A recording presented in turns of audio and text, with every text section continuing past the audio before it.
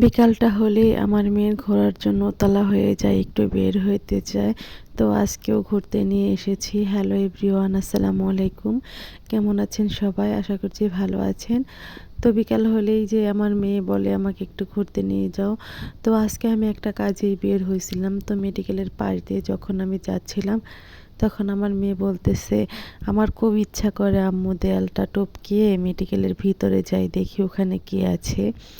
তারপর আমি ওকে বললাম, মেডিকেল দেয়াল কেন টপকায় তোমাকে যেতে হবে, চলো আমি তোমাকে গেট দিয়ে নিয়ে যাচ্ছি। তো যেই বলা সেই কাজ, মেয়েকে নিয়ে হাঁটতে হাঁটতে এই যে চলে আসলাম মেডিকেলের ভিতরে।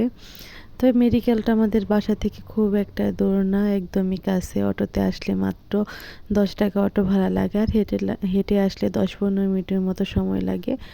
তো হোস্টেলের এই নামটা দেখলাম যে ওরা শহীদ ওসমান হাদির নামে করেছে, দেখে অনেক বেশি ভালো লাগলো।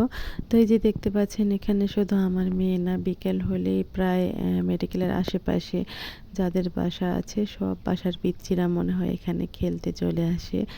আসলে এরকম ফাঁকা জায়গা তো খুব একটা পাওয়া যায় না, এত যানজট শহরের ভিতরে। তো এই যে দেখছেন, সব বাচ্চারা সাইক্লিং করছে, কেউ কেউ ক্রিকেট ফুটবল খেলছে। তো আমরা ঘোরাঘুরি একটু শেষ করে বাইরে আসলাম। ঠিক মেডিকেলের গেটের পাশে এই মামাটা ঝালমুড়ি বিক্রি করছিল, ফুচকা বিক্রি করতেছিল।